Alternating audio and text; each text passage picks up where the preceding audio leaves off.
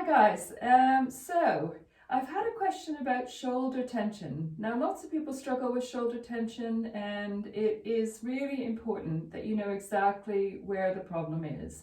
With it being a ball and socket joint, it is very difficult to pinpoint it down because there are so many muscles that play a part in how your shoulder moves. Now the exercise that I want to do with you today has to do with shoulder mobility, but also through that shoulder mobility you can use this as a bit of a diagnostic, so you can start to see exactly where the problem is, and then we can target it in future videos.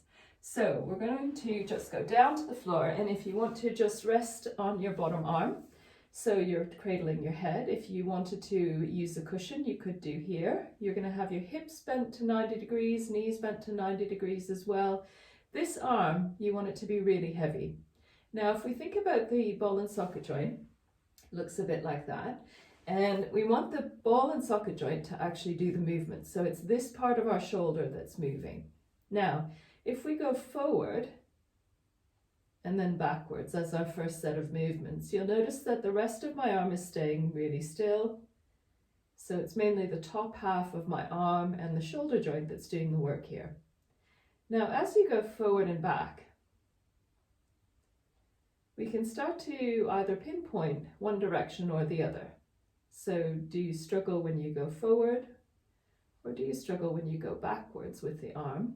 And where do you feel it? Is it in the front of the shoulder, the back of the shoulder, the top of the shoulder? It's all about getting more information so that you can make the best choices.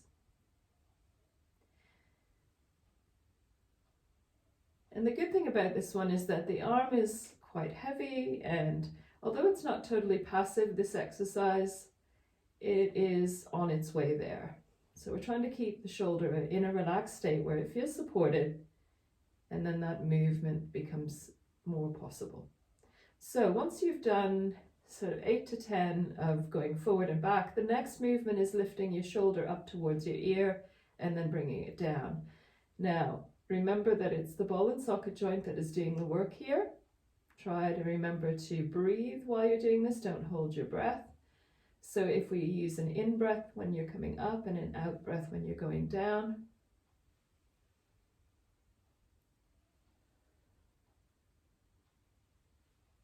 And again, just 8 to 10. And we're using this as a time to just feel where we feel it, what we notice, and at what part of that movement is it happening, because again, it gives us really good clues. And as I've said before in other videos, you may find that you start with a little bit of discomfort, but as you continue with that movement, it starts to ease.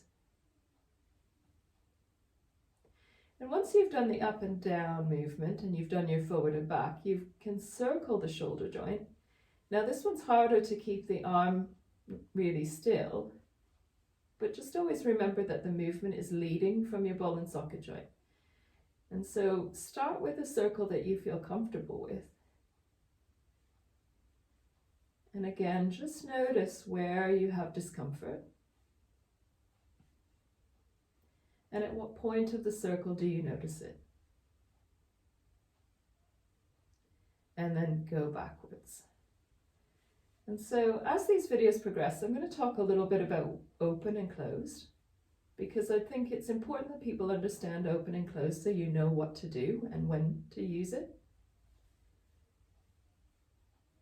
And so as I go backwards in the circle, just for example, as I'm pulling my shoulder back, I'm opening through the chest. And so the balancing point in the back is closing.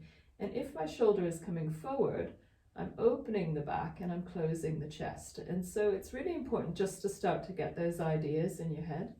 Now, once you've circled in both directions 8 to 10 times, just have a few breaths here and let it rest. And just notice if you're still carrying any tension there. See if you can let it drop out. And then we would do the same on the other side. It's really important to do both sides individually because you use both arms in a different way, and it is a good chance to get it moving and to isolate the problem. Very important. So stay tuned for future episodes where we'll go a little bit more into the shoulder, but I hope you found that helpful. So don't forget to hit subscribe, like the video if you liked it, post a comment underneath. If you have a request, if there's something that you would like to find out a little bit more about, let's see if I can help you. Have a great day.